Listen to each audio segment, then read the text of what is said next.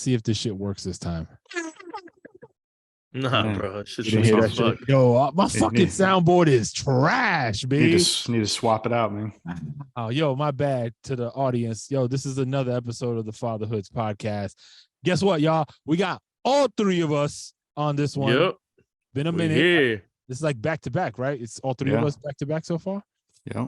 Bet. So we're coming in with a special guest. You might have seen him all over Instagram, and I'll turn it over to him in a second to introduce himself properly. I say Instagram. I think all over social media. You've seen him on television.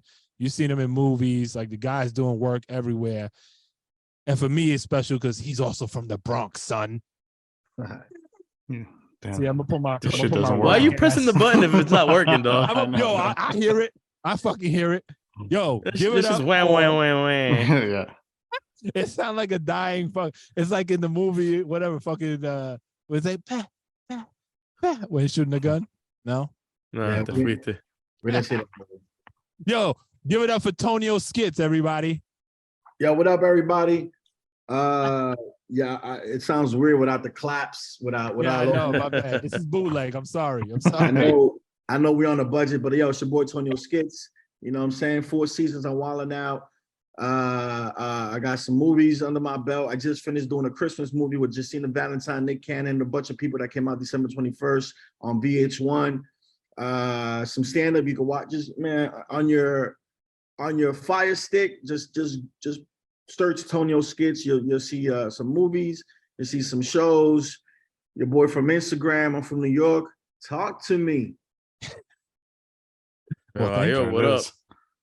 Yeah. There it is.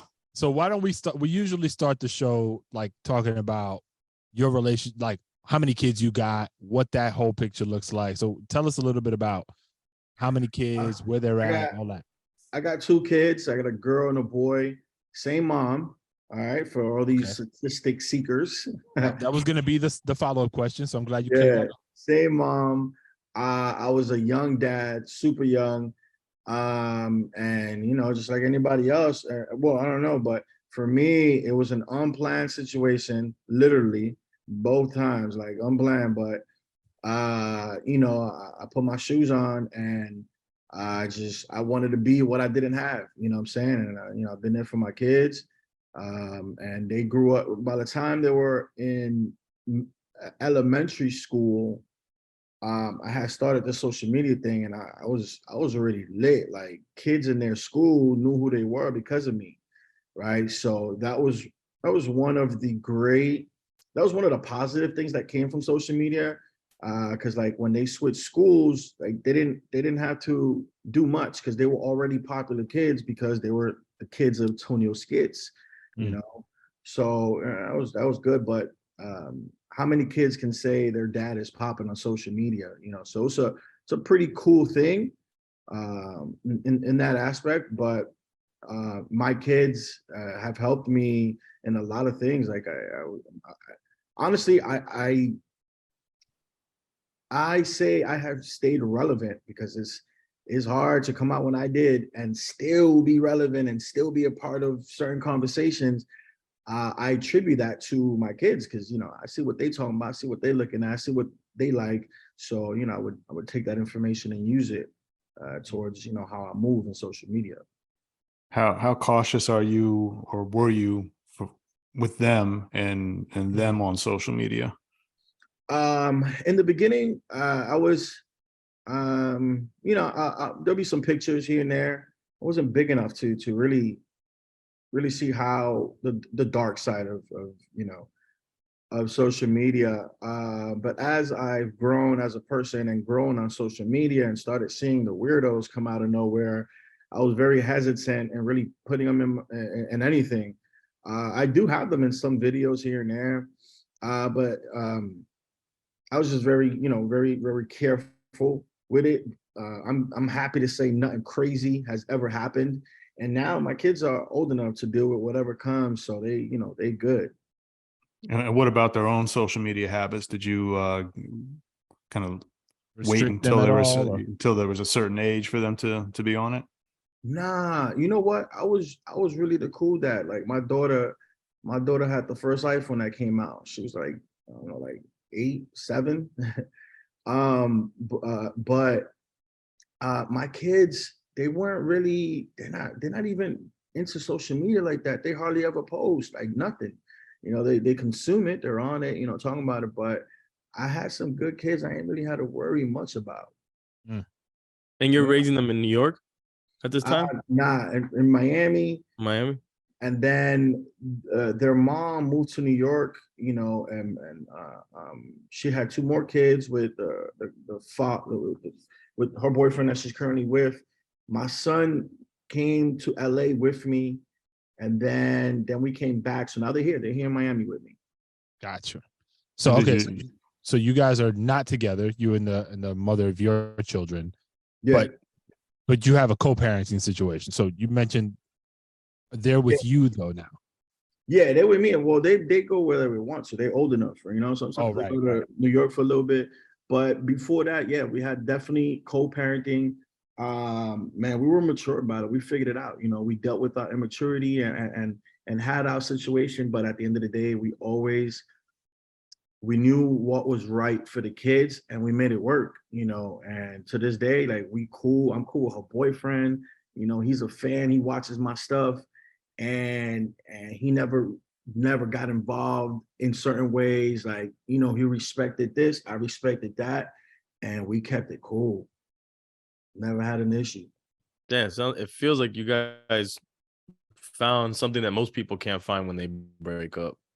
Yeah, we did. In terms of co-parenting and other relationships. Yeah, and to find that at a young age, no, that shit needs, you got to be in your 60s to be talking like that, you know? Yeah, it's a maturity thing. Yeah. Where did that come from though? Because like I mean, I'm in my 40s. Like right now, it's still even difficult because of all the shit. Like, how do you get to a place where you're putting the kids first when you guys are so young? The easy answer to that be like, no matter what was happening, we both loved our kids enough to want to do that, right? Not to say people who haven't figured it out don't love their kids enough, but I think the breakup, there was an understanding to the breakup, right?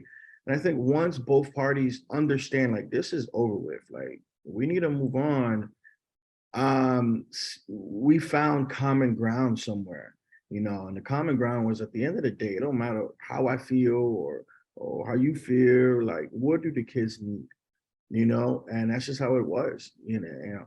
They were with the mom, right? But, you know, I was always there. I always lived within, like, if not within a mile or whatever, but I was always around. I always helped my kids. Even when they moved, I think they had moved to Fort Lauderdale area. So then I moved to Davie from Miami. I moved to Davie, you know what I'm saying? So just made it work. And more importantly, like, once we figured it out, and once I decided, I'm like, yo, I'm going to LA because, like, everybody in LA works with each other. And I'm in Miami by myself, popping, doing these skits that no one really understands what it is. She supported it, you know what I mean? So, you know, then my son, after I was there for like a year, my son was like, girl, I want to be with dad. So, bam, she's cool with it. You know, we got it. We let them decide. And that's how it worked. How'd they deal with that initial move, from having so many years of you guys at least, you know, being in very close to each other, then now you're on the other side of the country? How'd that work out?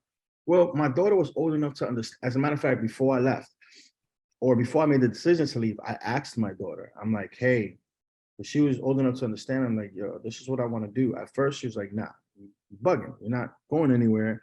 So I decided to stay because it was only a thought. But I did book a plane ticket for 3 days to go to LA for 3 days because I've never been there and I don't know nobody over there.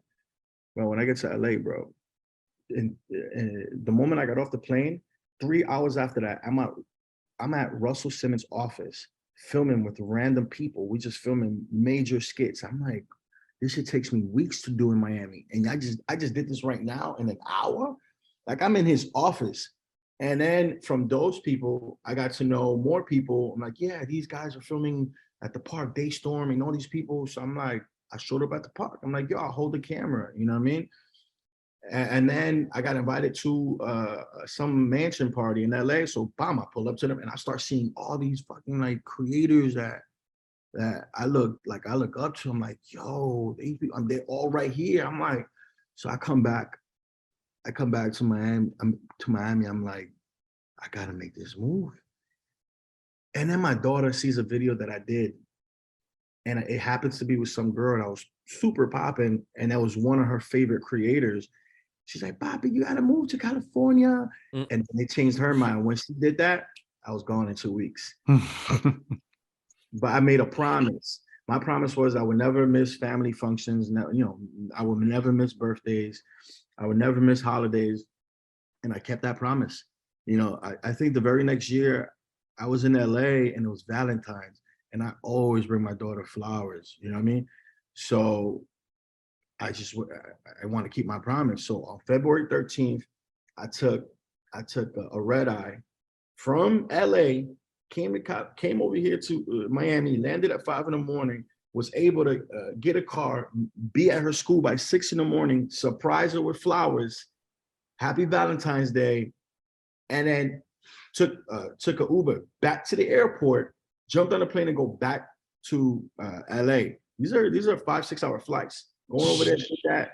And the reason why I did that, to keep my promise, but more importantly, I wanted to show her, if I'm willing to go this far, just to put a smile on her face, that means she's raising that bar for any knucklehead trying to get at her. If they ain't doing nothing close to that, she ain't gonna be impressed. You know what I mean?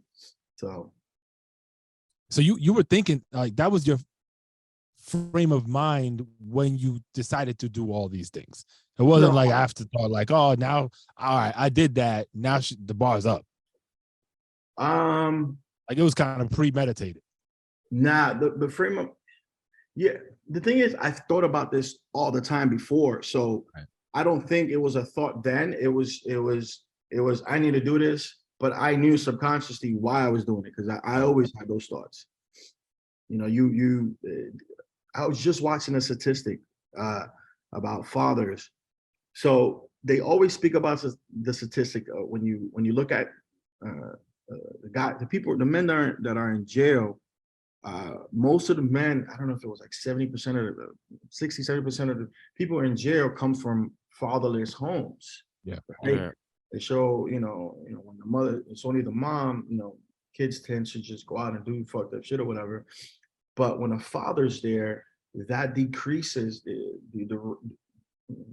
the percentage of someone ending up in jail from a home with two parents versus one without a father is so much greater.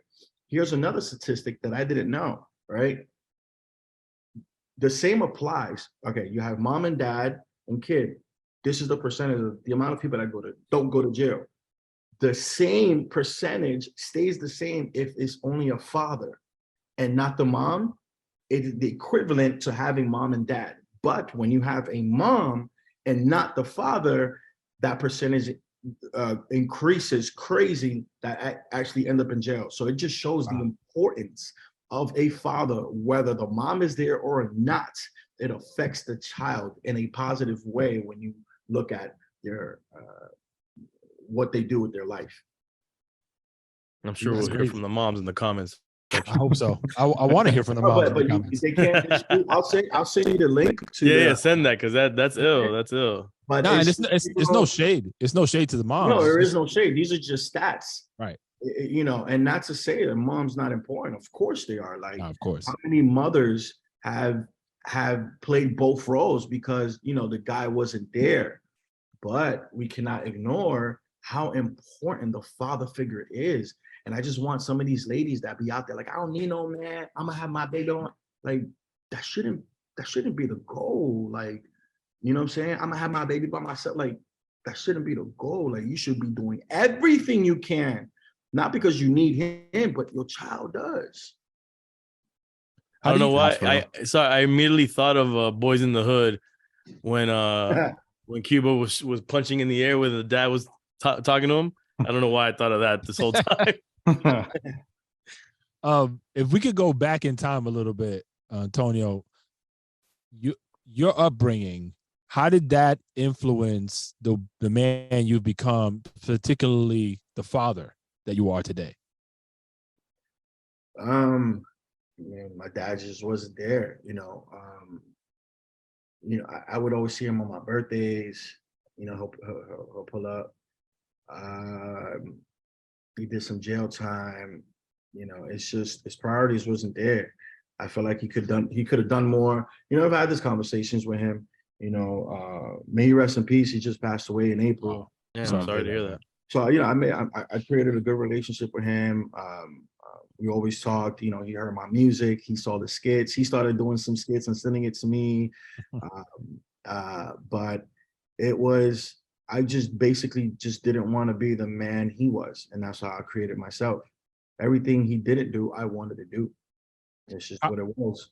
Was that? I mean, I'm sure it was challenging because again, you started out really young as a father, but was it hard for you to go against the grain in this case, right? So like carve your own path, basically doing the opposite of what was done to you from a father standpoint?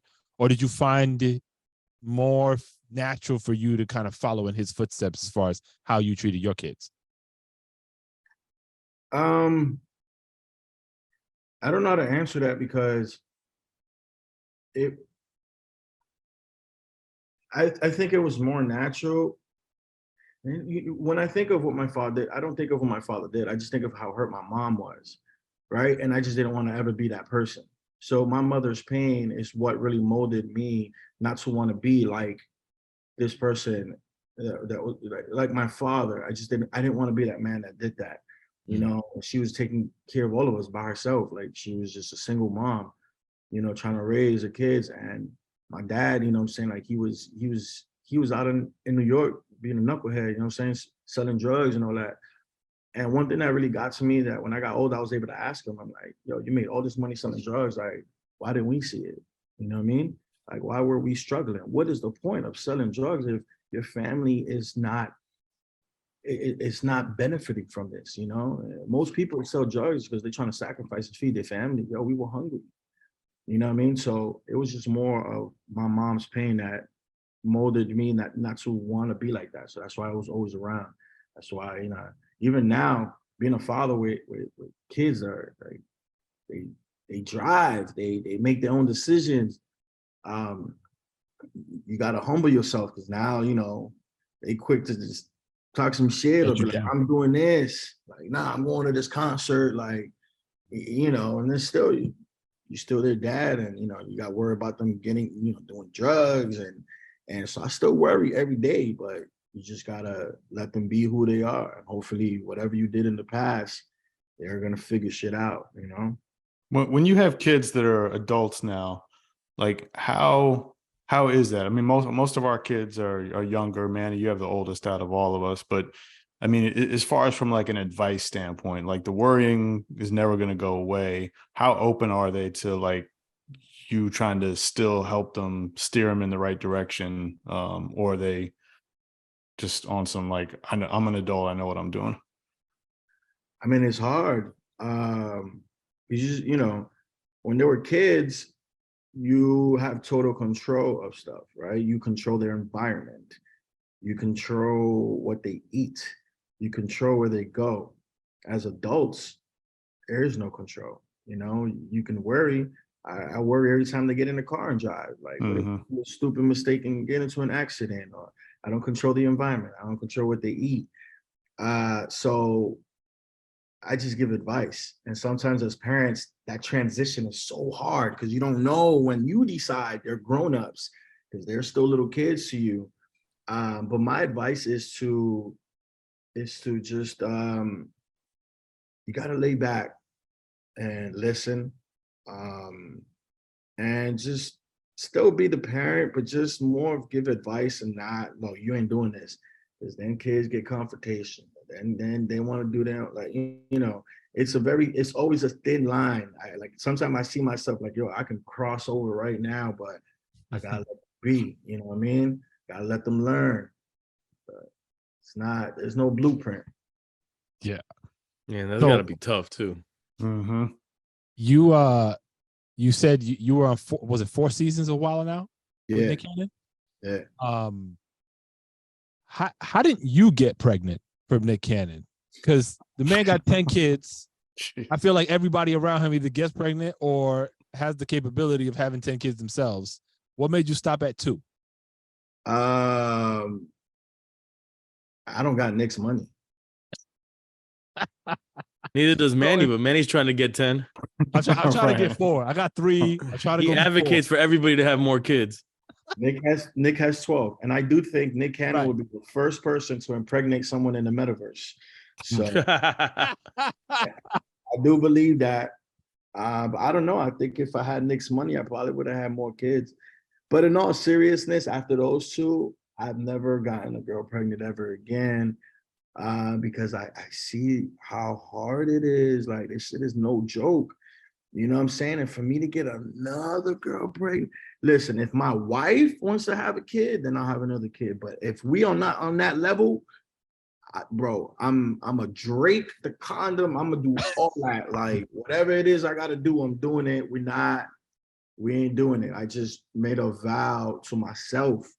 Like, I can't do that. It's so irresponsible for me to bring in another kid knowing I ain't got the bread for that at the time, where I'm trying to, like, I gotta chill. So that was it. And I just, one of the few things I was able to be like, I'm not doing it, and it happened, you know? God forbid some girl call me tomorrow. Hey, I'm like, damn, I got a podcast show coming out. They're gonna think I lied. Yeah. I mean, look, it's not always just that having enough money for it, because not everybody has the emotional bandwidth to have more kids. Like, I can't imagine. I have 2. I can't imagine when having 1, I was like, this is enough. But I wanted to have a second one because I was an only child and I wanted to give my daughter a sibling. After 2, I'm like, I don't know that I have the emotional bandwidth to give more love. I mean, I'm sure I do, but that's what I think is something to consider more than just being money. You know what I'm saying? Because you could have mad bread, but if you're not going to be there with the kids, if you're not going to really put in that time with the kids, what's, you know, sure, they'll have everything in the world, but what about the emotional side? Here's my argument towards that. If you don't have the emotional side and you do have a kid, the emotion side can come out. You can work towards that. It'll happen.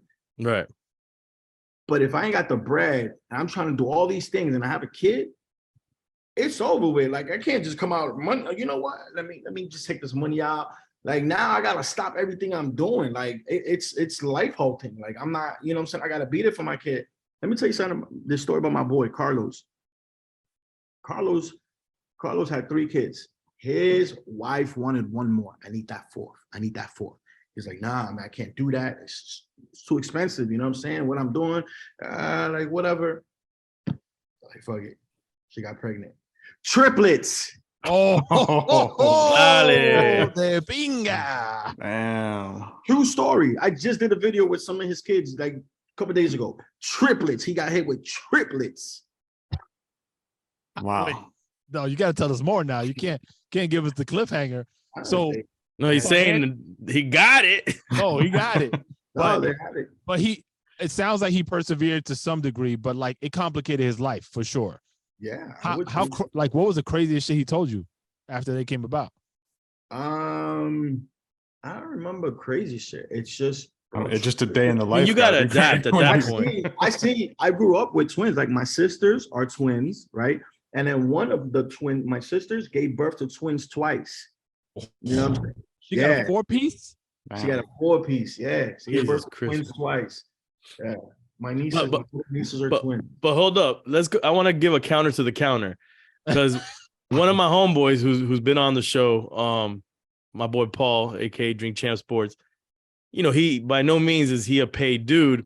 And he advocates, he's like, yo, if you could have 1, if you could have 2 kids, at that point, you could stretch that dollar for 3, 4, and 5. I mean, he has 5.5. I say half because he has a step kid.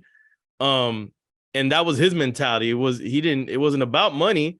It was just like, he's like, you could stretch a dollar a little bit more, you know, if you just have them in a row, basically. I think the point that we're missing, though, because I think because Tonio said it was that it is about the responsibility factor. I think it depends on what you're trying to do in your life. Like, so for him, he's on a mission. He's on, he's got his kids, but he's also on a career mission, and that takes a lot of time. It takes travel, it takes all that kind of stuff. So I think it really boils down to the responsibility factor. If you know that, okay, the money is a significant factor, but you're also on a certain path, and having more kids kind of takes away from that path, then you're being, I guess, irresponsible with yourself. Yeah, it not only takes away from it, it'll for everyone's path is different, but for me, it'll derail me from that path. I can't move the way I move. Like if I would have had a kid at any point in time, I would have never moved to LA. I'm gonna move to LA. I would have never made the resources, the connections, the networking, everything that I did to bring me to today would have never happened had I had another kid. And it's not, but it could have happened. It could have happened anytime. What if it happened before them, even after? The idea in my head is like, I need to be responsible with myself, saying if I do not want a kid right now, and mind you, all these girls that I used to date before, where are they?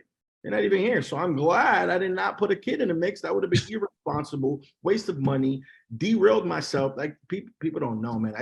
That one night, man, that ass is fat though, but no. Question for you before because I think we got a few more minutes here. You got to make a quick move. Do you still have more time? No, we good. Yeah, I think okay. 41. Yeah, we still got like 12 minutes before he gets here. Yeah, because the Uber got to meet up the Uber, right? The Uber got to meet up. Oh no, he already picked up the food. He's gonna be at my door. Just run to the door, get it, come back. But we good. Okay, perfect. So I want to go back to when you first went to LA. Because you mentioned you got off the plane and basically you got brought into this universe that a lot of people dream to get involved in when they kind of have the aspiration to move to LA. But that shit seemed like it happened as soon as you got off the plane. So what was in the works already for you to like get into Russell Simmons, studio, what have you, to make it happen? There was nothing in the works. People outside of that box, people outside of the box think there's like some secret sauce. There isn't. Like the difference between me right now, my status right now, who I am versus someone you've never heard of before that's never done a video, the difference between me and them is execution. That's the only difference, right? Because they can execute right now and start their path, right? All I had was a phone and ideas. And to this day, all I have is phone and ideas. When I went to LA, the thing was I would follow certain people, find out where they're at, see what they're doing. And then I reached out to somebody. I'm like, yo, I see there's a lot of people with you. Like, are you guys filming? Like, oh, yeah, we're at Russell Simmons. This is him sending a DM. Like, yo, we're at Russell Simmons' place. I'm like, yo, can I come by? Like, yeah, there's people here. He didn't know me. I didn't know him. He just knew that I do videos. So I showed up. And then when I showed up, I'm just another body. You know what I mean? They just like, yo, we're shooting this. Everybody's just excited to shoot with each other. So I got into that mix. I started saying my ideas. Like, oh, yeah, we fuck with that. Let's do that. And that's just what it was. Networking, found out from this person, there's another group of people filming at some park. I showed up at the park. And then from there, got information. Then I got invited to a party. It literally was a domino effect. You just got to execute. Wow. That's a lesson right there for your ass. Yeah. Don't talk about it. Fucking be about it. Yeah. You know how many people DM me? They'd be like, yo, I want to do what you do. And they'll go on their page and they ain't got not one video up. I don't even respond to those people anymore. I mean, like, yo, if you really want to do what I do and start doing it, and then DM me like, yo, what you think about what I did? Now I can look at what you've done and be like, yo, you know what? I think you should focus on this. Yeah, right? critique it. Look at the people that are real about it. It's just people that are curious and then they're never going to execute. I feel like I've heard you say something similar, E, when it's like, people constantly hitting you up for different things, but it's pretty apparent. I think like it's hard to lend a hand because a lot of people just aren't really on the same type of time. Yeah, I mean, when you grew up or you made your chops prior to social media and you were out there physically paying dues, it just seems too easy to just like mass DM people, hoping that somebody, pretending that you really give a fuck about that person, and hope. Oh, so I really, it just I really go through. I'll check the people out. I'll be like, let me see what they're doing, and then and I you could kind of read into when they're full of shit that they're just like hoping, maybe this person will believe me that I give a fuck about them, and they'll give me a helping hand. But I just think it's a different thing, man. Like people got to put in the work, and you can't get around paying dues. You know, I still believe that, man. You got to pay dues, man. Facts. What do you tell your kids? Because your path, again, like to the person that's not in your shoes or even in your sphere doing kind of similar things, looks at you and it's like, they might think it's easy because what your final presentation looks like may seem effortless, but there's a whole bunch of work, relationship building, all these different things that go into you getting to the final result that a lot of us just take for granted. Mm-hmm. How do you use yourself as the example for your kids, for them to achieve whatever they're trying to achieve? Well, my kids have seen everything. You know, they've seen it from the beginning to the middle, the struggles, they've seen it all. But they've seen the example. So they know, you know, whatever they choose to do or whatever they want to do, they got to do the work. You know, it's not going to be given to them. It don't ever happen like that. And they're very aware of that. Even when they chose to go to school, like I gave them an option. I'm like, yo, go to school or work, or give me a business idea that you want to do and I'm gonna help you start that business, but you ain't gonna do nothing. That's just not gonna happen. And I gave them that choice. You know, I remember growing up, I always thought like, nah, they're gonna go to school. And I'm like, you know what, school's not for everybody. And I want them to figure shit out. Like, and they went to school, and then now they're working, doing online school. And, you know, we're always talking about business ideas. I'm trying to get them to think the way I wasn't given that opportunity. Yo, I was never around anybody like successful or an entrepreneur. I didn't until like at least my 30s. I'm like, yo, like I wish I would have known this in my 20s. I don't know, you know what I mean? I even started college dumb late. So I'm giving my kids the opportunity to think different and make certain moves I wish I would have made at least 10 or 15 years before I made them. 100%. What is the biggest mistake you feel like you've made as a father, and did you have a chance to correct it? Oh wow, my biggest mistake as a father, or regret, yeah. I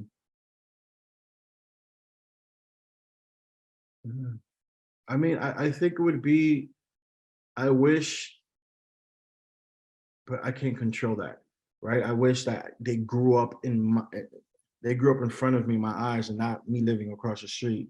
You know, they grow up faster when they're not with you on a daily basis. But that was out of my control, you know. A father, maybe, I don't know, maybe trying to be the friend more than the father. At some point, I was trying to do that until I realized, no, they're saying you gotta respect me as a father before I'm your friend, you know, because I gotta make sure I'm not agreeing with you on shit. You know what I'm saying? Like, I need you walking the right path, and I can't do that as a friend.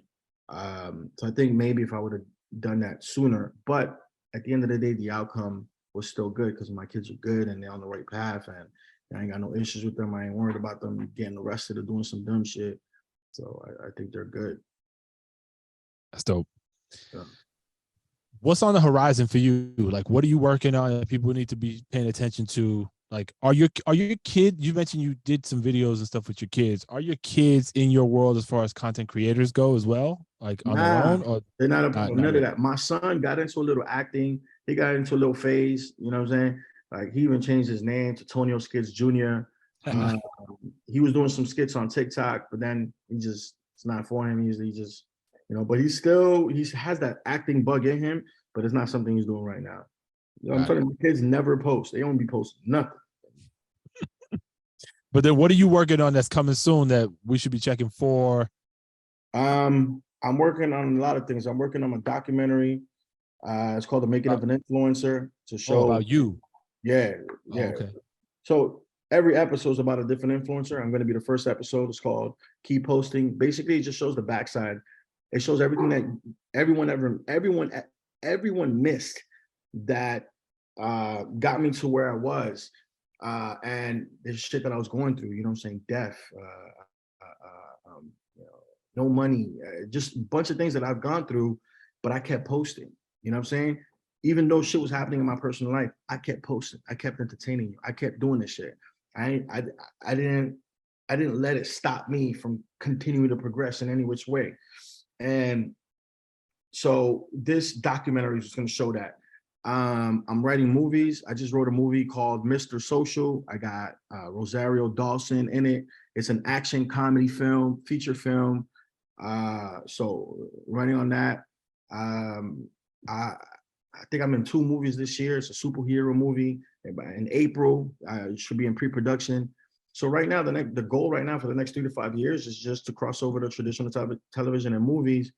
And within 7 to 10 years, I just want to be directing. You know what I mean? I just want to direct blockbuster films and, you know, direct 2-3 movies a year and go home and chill with the family or travel.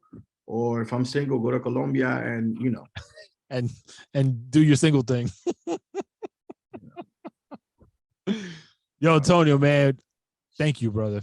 It felt really short, unfortunately, but I think we were able to at least talk a little bit about your backstory. It's something that I don't get to see in the stuff that you put out. Obviously, this is very more personal, but I'm really impressed by how you've been able to be present in the lives of your kids, because it's a really difficult thing. And I'm glad that you're seeing the benefits of that with your children being kind of on the right path. So kudos to you, brother, and much success. Like anytime you want to talk, we're here. So I appreciate you guys having me on. I really love these podcasts that, you know what I'm saying, put some good message out there and it's real. All right, bro. Peace to you, man. Good luck. All right, holla, man. Peace. All right, later.